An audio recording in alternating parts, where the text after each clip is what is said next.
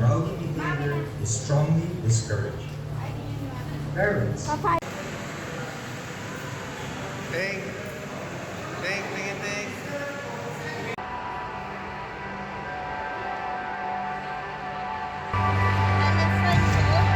Ha?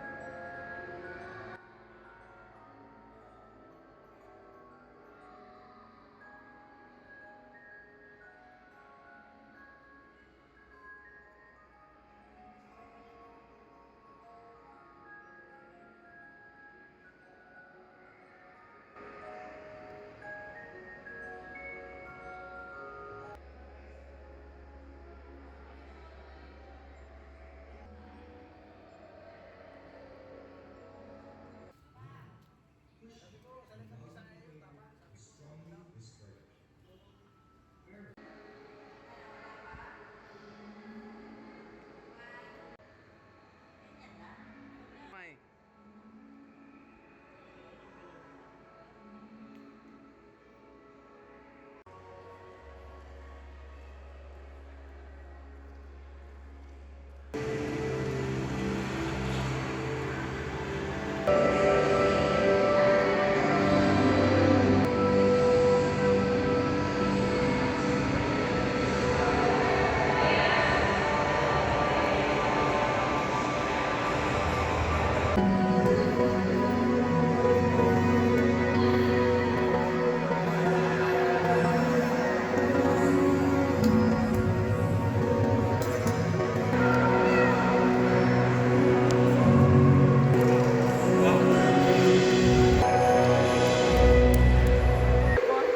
Ganito lang, ganito lang.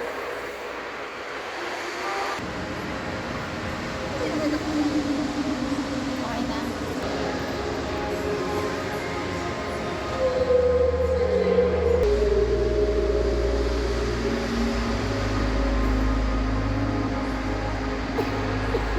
Bye.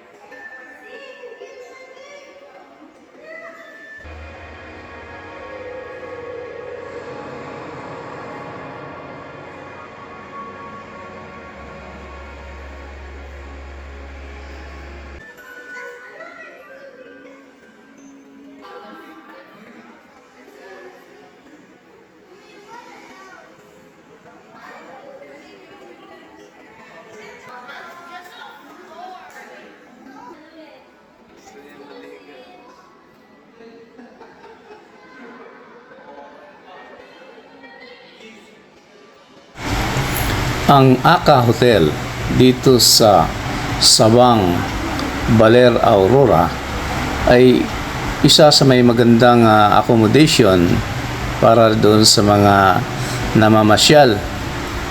Friendly at very affordable at decente ang kanilang accommodation dito. hindi crowded, at ang advantage nito, mga 100 meters lang ang layo mula sa baybayin ng dagat. Napapalagiran ito ng mga puno ng niyog at ito wild pandan daw ito at medicinal ang bunga nito. Ang geographical location ng Baler ay parang cove, kung kaya't mayroon hanging bridge para ma-shorten yung oras ng biyahe, na sa pagitan ng tulay na ito ay mga ilang minuto lang, 5 minuto ay nasa bayan na ng Baler. Samantala, kung ito ay lalakbayin sa kalsada ay aabot ng mga almost 20 minutes. Kulang na nga lang sa maintenance ang tulay na ito. May mga kable na medyo dilapidated na yan. Kinakalawang, halos napuputol na yung iba actually. At yung ibang sahig ay nabubulok na at natatanggal. So panawagan natin ito sa punong mayor ng munisipyo ng Baler.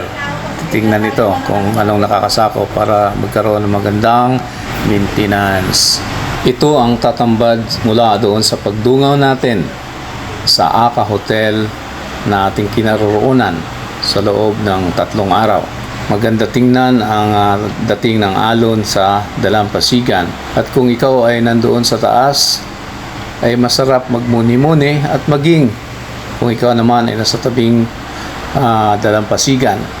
Ramdam mo ang simoy ng hangin, naamoy mo ang maalat-alat na moisture ng tubig kasama sa hangin, at masayang pagmasdan yung walang kapagurang dating ng mga alon sa baybayin. At alam niyo ba mga kababayan na ang Baler ay dito isinilang ang surfing sa Pilipinas.